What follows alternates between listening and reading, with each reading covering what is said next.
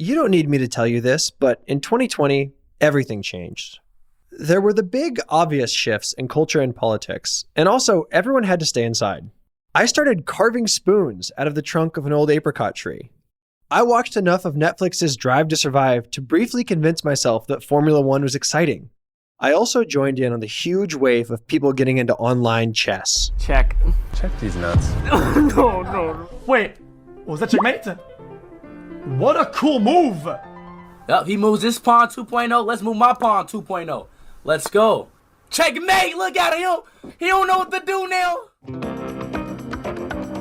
Chess got way more popular during the pandemic.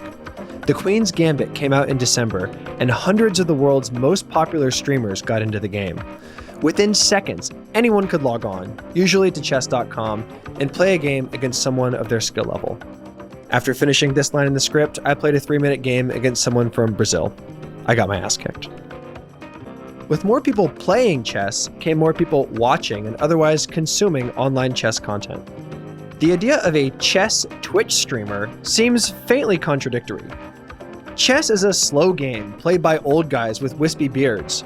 Twitch is for blueberry mango ice vape enthusiast teenagers. As we will see later in this saga, this new media apparatus isn't necessarily set up to handle sensitive stories with appropriate care.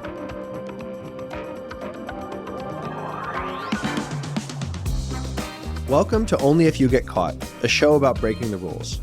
I'm Patrick Redford. Our story concerns a new sort of cheating scandal involving a very new sort of player.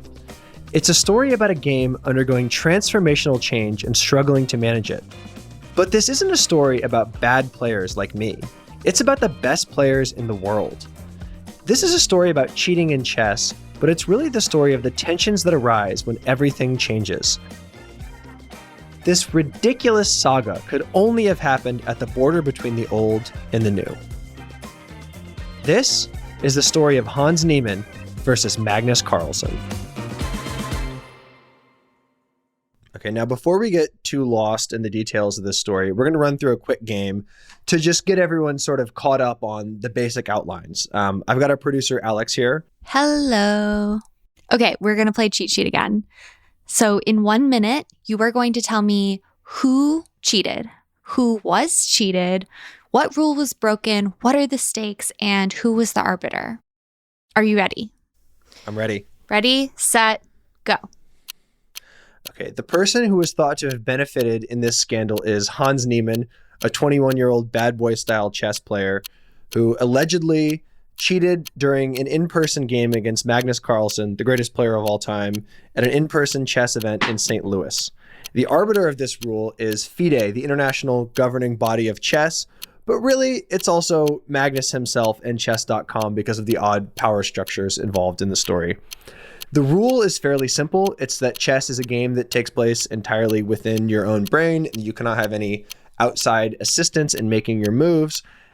Getting outside assistance is now very easy because you or I or anyone with access to the internet can instantly interface with a chess engine that could make the correct move in any possible scenario, which sort of shows what the stakes of this scandal are, is that the sanctity of chess relies upon that sort of internal secrecy, and if you're getting any sort of help, then the entire game falls apart. It's a game that cannot withstand even the tiniest bit of cheating because it is so easy. Is that 60 seconds? Ding, Did we ding, do it? Ding! That was Wow. 1 minute and 11 seconds, so you made it. Good job.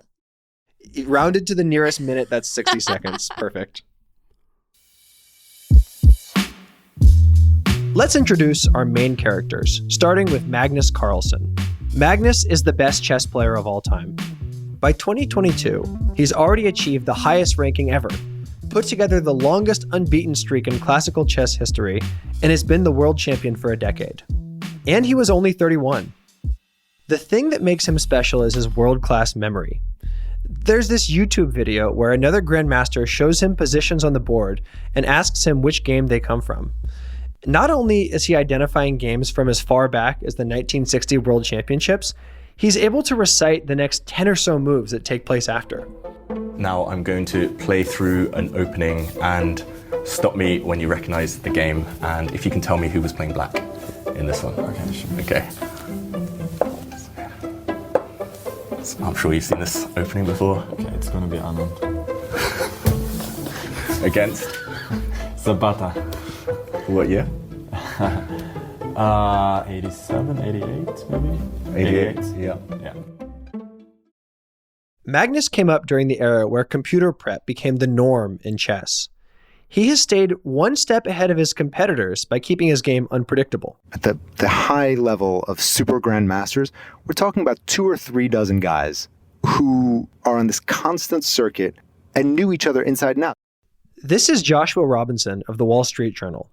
Josh is the journal's European sports correspondent, and he broke a huge part of this story. And they just go around the world playing this game that they all learned as 3-year-olds at the highest level imaginable. And so while it seems stuffy, they're also, like any other group of, young men, they can be quite bitchy, and they're sniping at each other, and there are rivalries and there are friendships, and there's a lot of cabin fever there when they spend 5-6 hours playing every competition, locked in the same rooms, going crazy, and trying to pick out minute shifts in the balance of a match. By 2022, Magnus is openly bored with chess, and he's already declared his intention to abdicate his world championship. He's seeing the same faces all the time. He's playing in the same tournaments, and there are no more worlds for him to conquer. He is arguably the greatest chess player of all time, and you understand why he might feel bored. I think there's also questions of politics within chess that had just begun to irritate him. I think he saw the chess world also generally limiting his earning power, where there are so many other ways for him to market himself and just take control of the chess he's playing. So for all those reasons, I think he began to be frustrated with the way chess was run and the options in front of him. If Carlsen is the epitome of the pre-COVID generation, this perfect computer whose game is smooth and featureless, Hans Niemann is the avatar of post-pandemic chess. He was one of the better youth players in the US by 2019, but he really popped off in 2020 and 2021 when he broke into the top 100.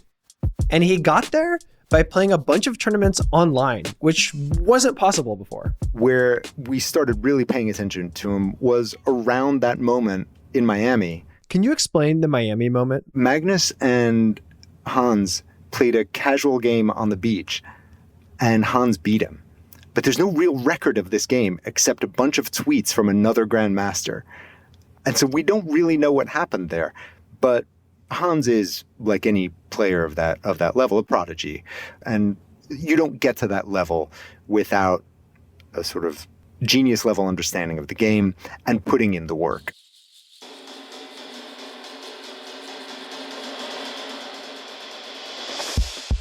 His style could best be described as instinctual. It's very different from Magnus. He likes to confuse his opponent by making these moves that seem counterintuitive. And somehow they work out in the end. He feels his way to the correct idea, often to brilliant effect. He is shockingly egomaniacal, and everyone in the game hates him. Just to give you a sense of his vibe, months before our story begins, in 2022, he gets his first win against Magnus. Afterwards, he walks off the stage, is approached by an interviewer, and gives an immortal quote. Today, you start out with a masterpiece. How would you summarize it? Chess speaks for itself.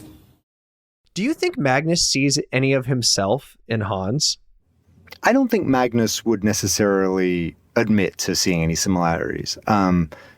There are some in the way they conduct themselves, refusing to be put in a box and be seen as these traditional chess players who can be a little bit reclusive. They're very studious, they're very introverted, and it doesn't take a lot to set them off because, they are in a high pressure environment, and it's not an environment that necessarily rewards rebels. The tournament where the Carlsen-Niemann affair took place is called the Sinkfield Cup. It's one of the biggest tournaments in chess, and like most big tournaments, it's a high-pressure environment.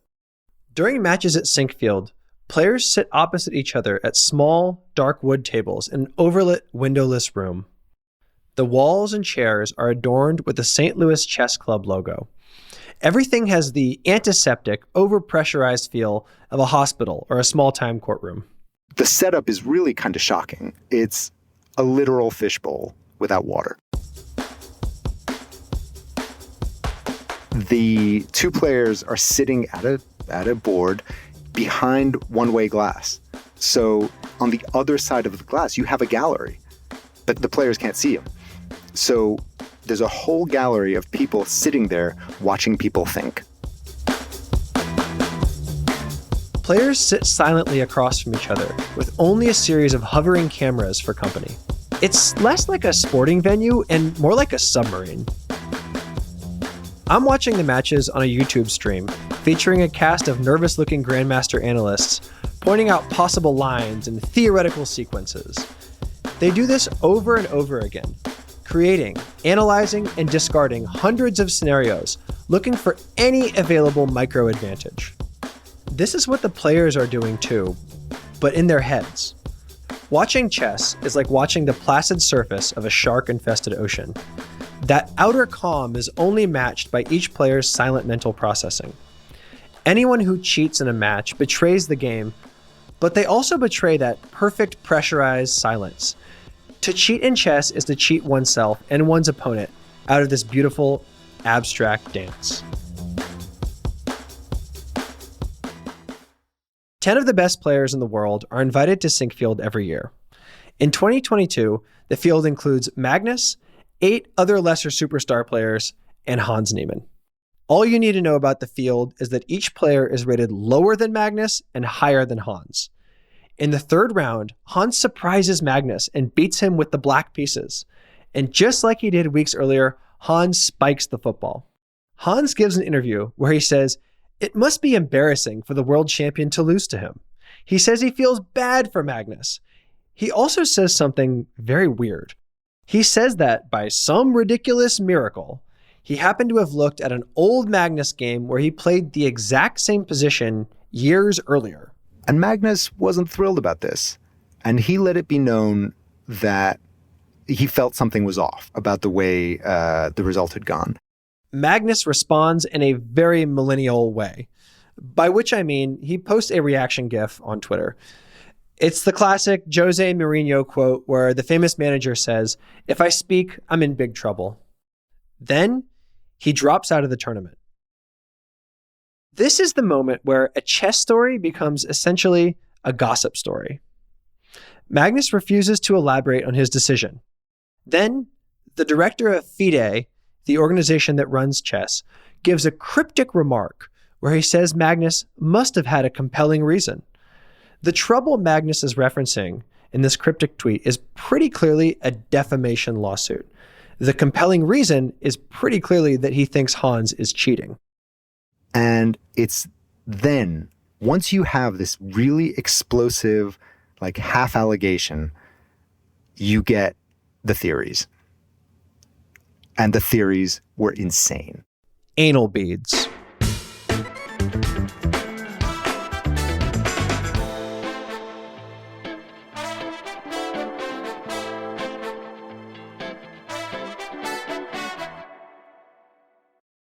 If you're enjoying this episode of Only If You Get Caught and you're wondering how you can support us, the best way to help the show is a 5-star rating and review wherever you're listening right now.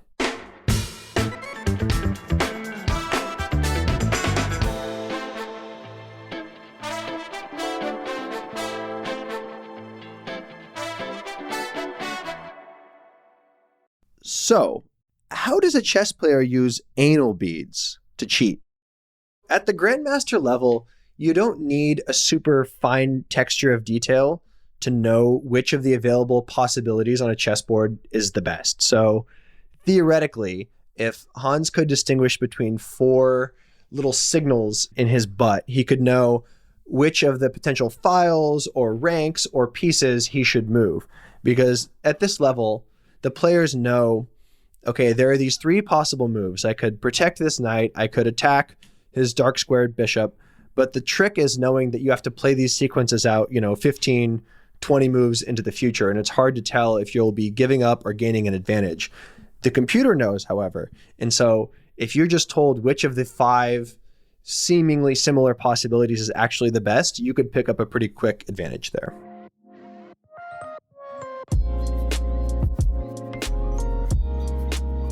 I think it's important to note that conclusively proving cheating in high-level chess is very, very difficult. It's not as if you and I sat down to a game and I secretly had my phone open and saw a move that neither of us had seen, and, that's enough for me to take a rook, and that's the end of that. At the highest level, where guys are, as measured by the computer, playing to a level of accuracy that's in the 90s, the only thing more powerful than the human brain is this incredibly powerful set of chess engines. They shift with very subtle moves in the middle game where suddenly, a grandmaster will say, oh, well, black is really controlling the dark squares now. And I look at this and I have no idea what he's talking about. But, that's when it is. And so because of that, the way chess cheating is measured by all this sophisticated software is by looking at how unlikely or likely it would be for a player to find the correct move in those very subtle middle games. And it's depending on how many standard deviations away you are from what a player with that rating would be expected to do. So you're saying it's not a matter of just one move, basically. Like if someone was cheating against someone as good as Magnus, they would have to have some way to get the correct move on a sequence of, I don't know, a dozen moves or something. And the difference between the right move and almost the right move is so small, but those things add up to decisive shifts in the balance. So conclusively proving that one move was assisted is very, very hard. So after that match goes down and Magnus makes it clear that he thinks there was something fishy about it, the story catches fire. And I'm not sure where it came from exactly, who was the first person to suggest that the way Hans allegedly cheated was by having some sort of device about his person. That's a good euphemistic way of putting it. Yeah, I mean, it's a family podcast. But we very quickly, the intimation that he had been receiving vibrating signals somewhere about his person through some sort of connected device that is not intended for chess, that caught fire. And you understand why. That's probably a good one, right? An anal bead probably would beat the thing. I'm serious. If the engine, With how desperate Hans is, that the anal bead theory is not even that far-fetched. How do you disprove that you've used anal beads to cheat? What is it about, you think, the reputation and world of chess that then makes the salaciousness of this theory stand out so much? I mean, I think because chess is not the most approachable thing, right? It is constantly seen as this measure of intelligence, this measure of studiousness. So people don't have a way in when they see these chess geniuses competing and thinking for 5 or 6 hours, because there's nothing else to latch onto. It's just, this is the power of your brain. And so we imagine it as this ivory tower just full of a few dozen chess players who are constantly playing this incredibly complex thing. And suddenly we're like, hang on, this is not what we thought geniuses did. They're finding these really insane ways to cheat, allegedly. Receiving the best move from a computer via anal beads is a pretty significant departure from old school chess culture. And there's still a tournament happening in St. Louis.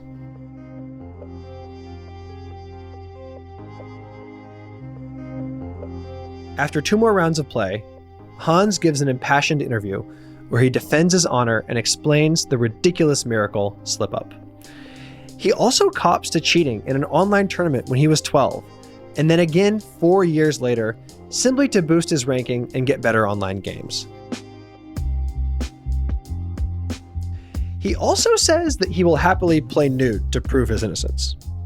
At this point, things stabilize. Hans finishes Sinkfield in a respectable 6th place, and despite enhanced security protocols, nobody finds any evidence of cheating. Hans is in a strange place here.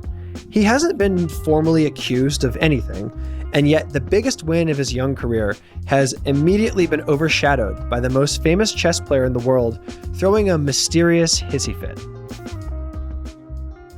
While Magnus and Hans are maneuvering around each other and saying as little as possible, the newly prominent online chess world is screaming about this story. 2 weeks of noise later, Hans and Magnus play another game. They meet at the Julius Bayer Generations Cup, which pits the best established players against the best young players. It's an online tournament, so unlike Syncfield, the players are all in their own houses. Christopher Yu has an iPhone on a tripod behind him, filming his computer to prove he isn't cheating. Ramesh Babu Pragananda is playing with his forehead essentially inside his webcam. With his unmade bed in the background, Magnus looks disheveled and uncomfortable. He looks like he's digesting a big hamburger. The whole world is watching. Magnus plays one move, turns off his webcam, and resigns in protest. This is a very funny and very pissy way to make your point. It also emphasizes how much chess has changed. Here is the exemplar of the old world speaking the language of today's post-revolution chess. What Magnus is doing here is forcing Hans to defend himself without being exposed to any risk. That's just what a good attacking chess player does. But a lot of the chess world is annoyed with Magnus for being too passive-aggressive. He's torturing poor Hans, leaving him in limbo. Days after the resignation, Magnus finally makes his case.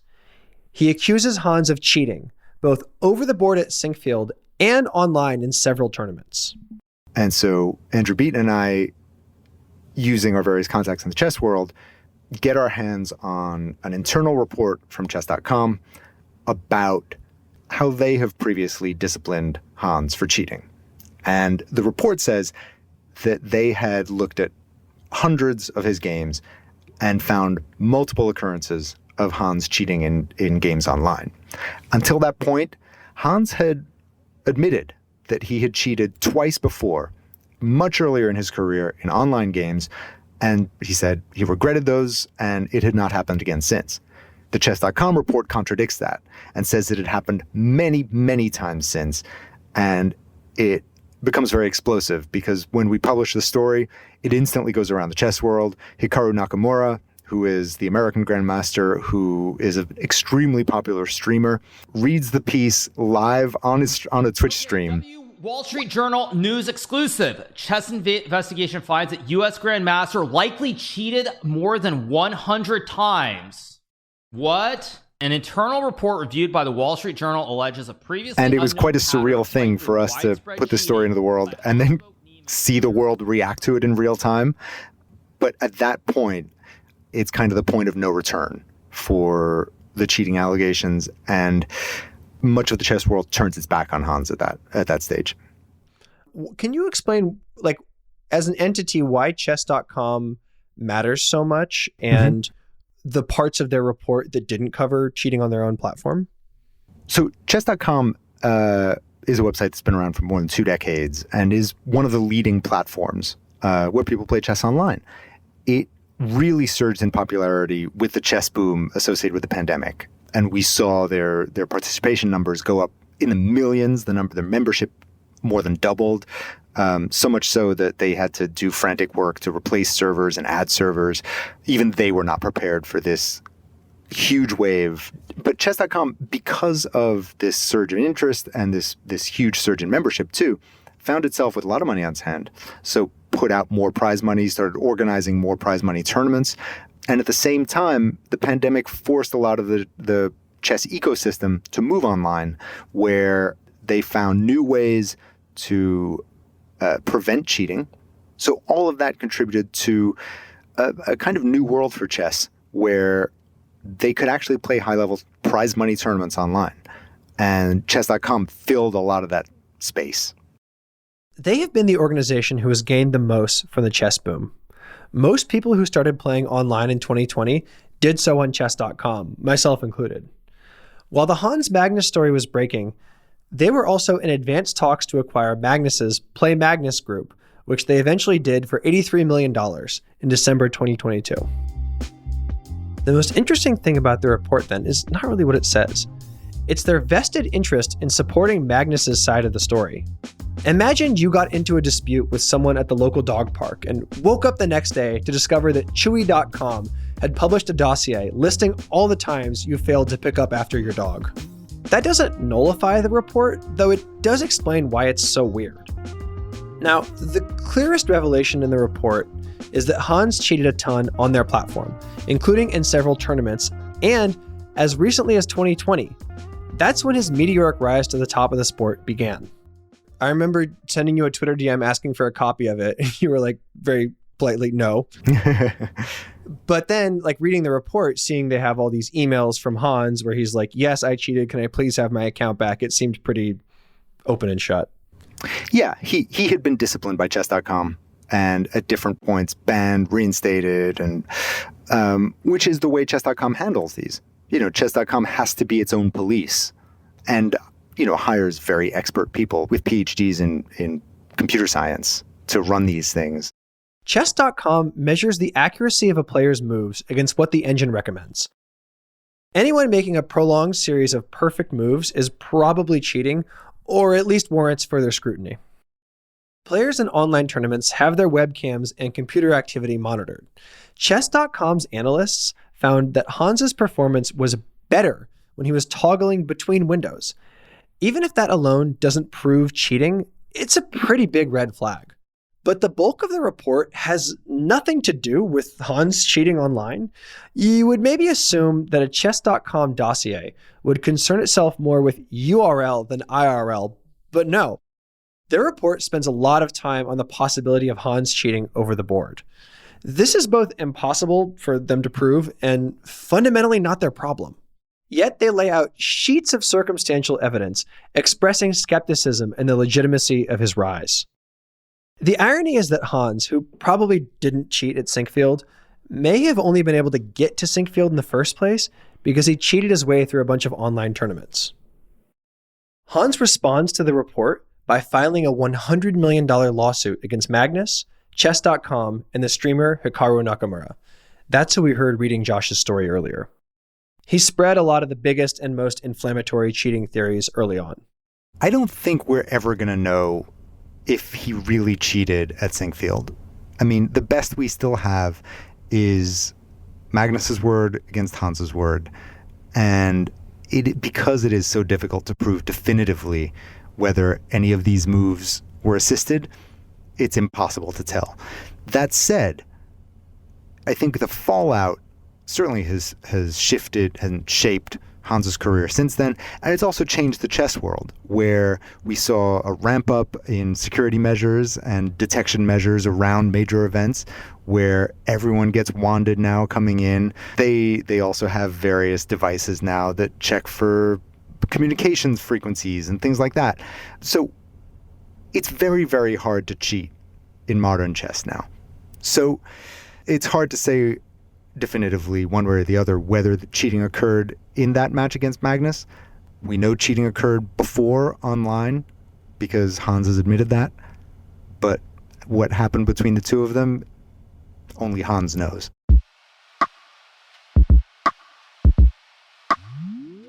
They settled the lawsuit. But years later, the conflict at the heart of the matter hasn't truly been resolved. In Magnus's statement around the settlement, he said, "I acknowledge and understand Chess.com's report, including its statement that there is no determinative evidence that Hans cheated in his game against me at the Sinkfield Cup. I am willing to play Niemann in future events, should we be paired together." That is a really frosty statement. Years later, Magnus is basically back where he started, convinced Hans cheated against him, but unable to prove it or even say so outright. Personally, I don't think he did. What makes it such an interesting story is that each protagonist presents a wildly different, mutually exclusive version of reality, one that each party is fully convinced of. The viewing public is much larger than it would have been just 2 years earlier, making them uniquely primed to misread the story in big, critical ways. The biggest entity in chess throwing its weight around in an ethically suspect way only made things worse. Competing at the very highest level in any context takes equal amounts of talent, in irrational self-belief. In chess, there are no teammates or field conditions or officials to blame when things don't go your way. It's direct mind-to-mind combat. Losing can be read as a personal failure. This is why cheating is so venomously disavowed, but also why it's so clearly incentivized, especially now when it's so easy. Much has been made over the centuries about the price of genius, and chess is the arena where this trope most directly plays out. It's good for the game when the fun, interesting aspects of chess get tons of attention, but that's not possible without the darker side also coming to the fore. Hans Niemann is a new sort of player and a new sort of odd public figure, but he is of a familiar archetype.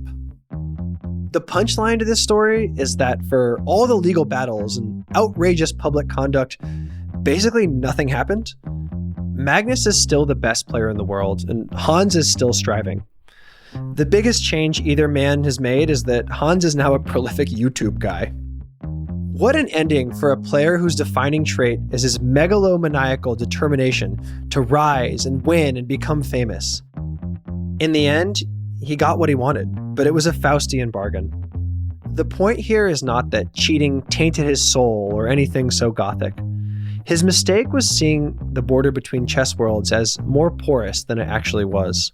I always come back to his oft-repeated quote, "Chess speaks for itself." He's right. It's just that chess is multilingual now.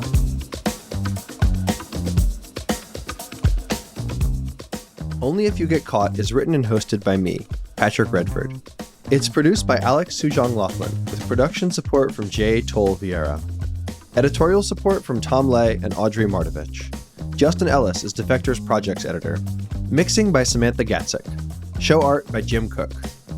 Jasper Wang and Sean Kuhn are Defector's business guys. Thank you to the Defector staff. Defector Media is a collectively owned, subscriber-based media company.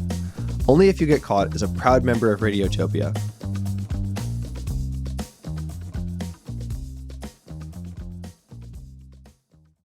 Radiotopia. From P